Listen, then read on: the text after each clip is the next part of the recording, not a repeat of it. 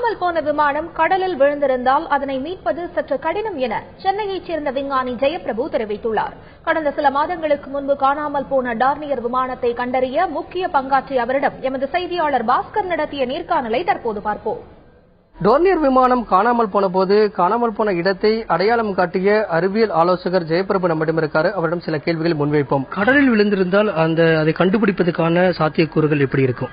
இது கடல்ல விழுந்தது பொதுவா இப்ப நாங்க டார்னியர் எடுத்துக்கிட்டீங்க, லாஸ்ட் இயர் டார்னியர் எடுத்துக்கிட்டீங்க அப்படின்னு வந்து பாத்தீங்கன்னா, பே ஆஃப் பெங்கால் வங்காள விரிகுடா வந்து பொறுத்த வரைக்கும் களிமண் எழுப்பிய வேகம் ரொம்ப அதனுடைய அடப்புத்தன்மை களிமண் தான். அது கிளே சாயிலுடைய ஃபார்மேஷன் ரொம்ப ஜாஸ்தியா இருக்கலாம். இப்ப இந்த பிளைட் இது வரைக்கும் நம்மளுக்கு எந்த தகவலும் வரல. இது ஆக்சிடென்ட் ஆயிருக்குமா இல்ல வேற ஏதாவது இது வரைக்கும் நம்மளுக்கு தகவல் எதுவுமே வரல.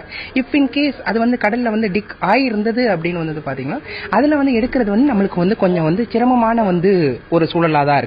ஏன் அப்படின்னு பார்க்கும்போது நம்ம பொதுவாகவே வங்காள விரிகுடா தன்மை ரொம்ப ஆழமான பகுதியில தான் நம்மளுடைய நிலத்து தன்மையும் சரி நீர்த்தன்மையும் சரி அடங்கி இருக்கு.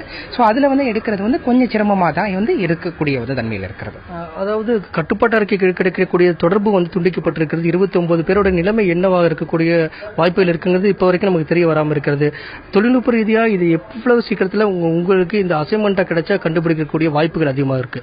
தொழில்நுட்ப ரீதியா அப்படின்னு பாத்தீங்கன்னா ஒரு 1 to 2 நாள்ல அதனுடைய லொகேஷன் எங்க அப்படிங்கறது நம்மளால ட்ராக் அவுட் பண்ணிட முடியும். அழுத்தத்தின் காரணமாக இந்த விமானத்தில் எங்கேயாவது வழிமாறி சென்று விழுந்திருக்கக்கூடிய வாய்ப்புகள் உள்ளது. இதை தொழில்நுட்ப ரீதியாக ஓரிரு நாட்களில் கண்டுபிடிக்கக்கூடிய வாய்ப்புகள் உள்ளது. அதற்காக அரசு முன்வந்தால் அதை கண்டுபிடிப்பதற்கான அனைத்து நடவடிக்கையும் மேற்கொள்ளப்படும் அறிவியல் ஆலோசகர் ஜெய ராமச்சந்திரனுடைய தகவலாக இருக்கிறது.